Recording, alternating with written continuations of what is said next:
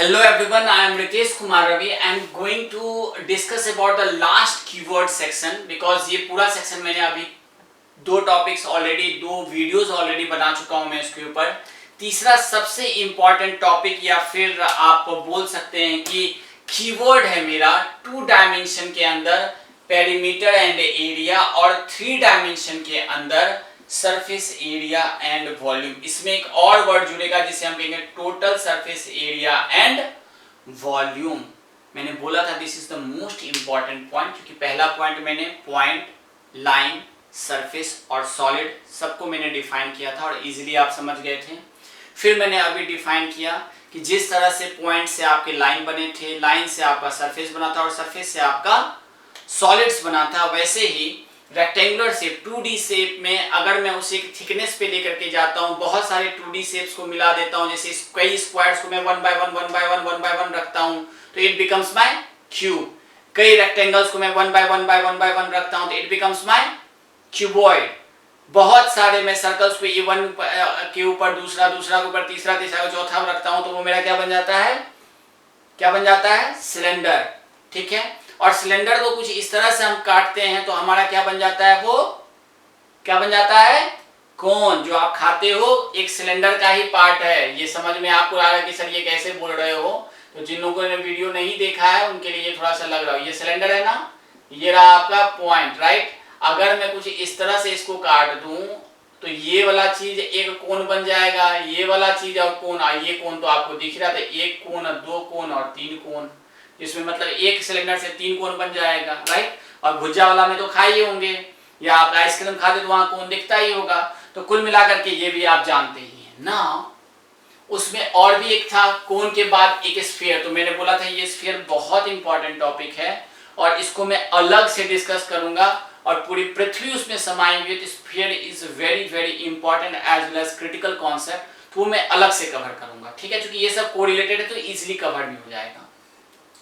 सबसे पहला वर्ड अब जो हमें पढ़ना है मेजरमेंट यूनिट में, जो आपको डिफरेंट शेप एंड साइज के लिए बोला जाएगा, तो सबसे पहले पेरीमीटर और एरिया। 2 डायमेंशनल में आपको दो चीजें अब तक आप करते आए हो, 2 वर्ड आपको मिलते होंगे, भाई पेरीमीटर निकालो, पेरीमीटर निकालो और एरिया निकालो, ये 2 ही चीज बोलते होंगे। और जो शेप आप लोग को अभी तक पढ़ाया गया 8th 7th 8th क्लास में, एक तो स्क्वायर पढ़ाया गया। स्क्वायर क्या बोला था मैंने, जिसके लंबाई और चौड़ाई या लेंथ और ब्रेथ और हाइट और लेंथ जो भी बोलना चाहें वो दोनों बराबर हो। रेक्टेंगल मैंने क्या बोला था, जिसमें लेंथ और ब्रेथ बराबर तो ना हो लेकिन इसका कुछ ना कुछ मेजरमेंट रहता है, राइट। लेंथ और ब्रेथ जो है वो बराबर ना हो, लेंथ और ब्रेथ जो है वो बराबर ना हो। और सर्कल क्या बोला था मैंने, सर्कल बोला तो जिसमें ना तो लेंथ हो ना ही ब्रेथ हो, फिर भी उसमें एक ऐसा पॉइंट हो जिसके डिस्टेंस पे आर और उसको घुमा देंगे तो वो मेरा क्या बन जाएगा, सर्कल। तो इन तीनों शेप के लिए आपको 2 वर्ड सुनने को मिलेगा, पेरीमीटर और एरिया। क्या है पेरीमीटर, क्या है ये एरिया। देखो भैया, बिल्कुल ये मैं लाइन मार रहा हूं, 1 लाइन 2 लाइन 3 लाइन 4 लाइन, ये बन गया मेरा सरफेस। ये क्या बन गया मेरा सरफेस। ये जो लाइन बाय लाइन है, ये लाइन बाय लाइन, ये लाइन बाय लाइन, ये लाइन बाय लाइन, लाइन मतलब ये चारों तरफ जो मैंने घूमा।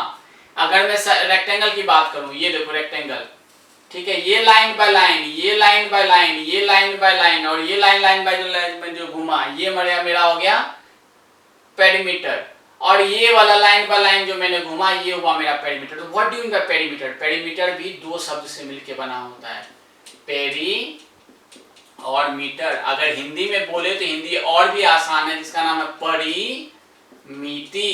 मतलब परि मतलब क्या होता है, चारों ओर, मिति मीन्स माप। देखो ये चारों ओर की माप जो होगी वो मेरा क्या हो जाएगा, चारों ओर की माप मेरी क्या हो जाएगी, ये चारों ओर की जो माप, अगर मैं सर्कल की बात करूं, चारों ओर की माप मेरी क्या हो जाएगी, पेरीमीटर। अब एरिया क्या होता है, एरिया मतलब होता है, हिंदी मतलब होता है क्षेत्र, पेरी मतलब, और इंग्लिश में भी पढ़ लो भाई, वरना peri means surrounding, surrounding, surrounding. Meter means measurement, मतलब चारों ओर की नाप को हम क्या कहेंगे, surrounding measurement is called as a perimeter. तो अब पेरीमीटर आप जान चुके हो। और एरिया के बारे में क्या है, इसके अंदर का क्षेत्र, इसके अंदर का जो क्षेत्र होगा वो मेरा क्या कहलाएगा, एरिया। इसके अंदर का क्षेत्र मेरा जो होगा वो क्या होगा, एरिया। इसके अंदर का जो क्षेत्र होगा वो क्या होगा, मेरा एरिया। अब बहुत एग्जांपल, इजी वे में एग्जांपल समझाऊं। खेत तो आपने देखा ही होगा, अगर गौवा है तो इतना तो पहचानो कि खेत का मतलब क्या होता है।